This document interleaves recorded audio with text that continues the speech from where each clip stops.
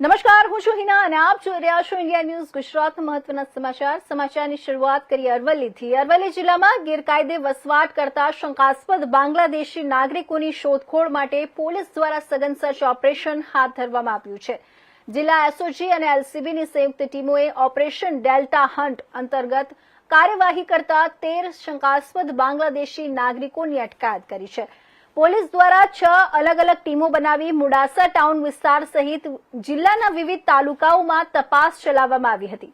હાલ અટકાયત કરાયેલા તમામ લોકોના આધાર પુરાવા, ઓળખ અને નાગરિકતા સંબંધિત દસ્તાવેજોની ચકાસણી કરવામાં આવી રહી છે. તપાસ પૂર્ણ થયા બાદ આગળની કાયદેસરની કાર્યવાહી હાથ ધરવામાં આવશે.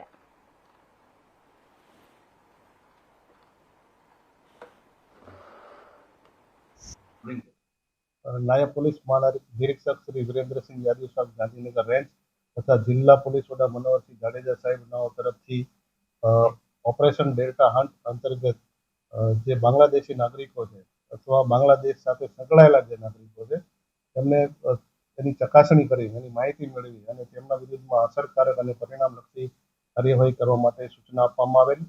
જે અંતર્ગત અરવલ્લી જિલ્લાના એસઓજીના police inspector Shri P D Chaudhary સાહેબ તથા તેમની સાથેના તથા એલસીબીના police sub inspector Shri Vaghela સાહેબ, વિજય તોમર સાહેબ, રાઠોડ સાહેબ તથા અન્ય પીએસઆઈ તથા માણસોની 6 ટીમો બનાવવામાં આવેલી અને અરવલ્લી જિલ્લાના જે તાલુકાઓ છે એમાં 13 જેટલા ઈસમો જે બાંગ્લાદેશ સાથે સંકળાયેલા હતા એમને શોધી કાઢવામાં આવેલા છે.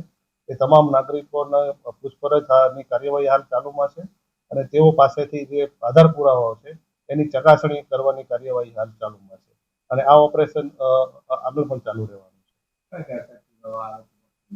એમના પુરાવાઓ છે એને જે બાંગ્લાદેશના રહેવાસી છે કે કેમ, બરાબર છે, અને ધારો કે ભારતમાં આવી ગયા હોય અને ભારતમાં કંઈ એમણે કંઈ પોતાના બીજા કોઈ ડોક્યુમેન્ટ ઊભા કર્યા હોય તો એ બધી તમામ તપાસની કાર્યવાહી હાલ ચાલુમાં છે.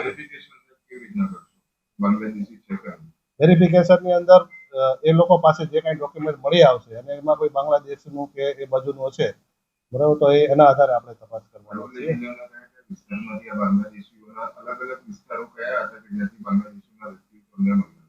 બાંગ્લાદેશ આપણે અરવલ્લી જિલ્લાના જે તાલુકાઓ છે અને મોડાસા ટાઉન વિસ્તાર છે એ વિસ્તારમાંથી આ લોકોને અત્યારે લાવવામાં આવેલા છે.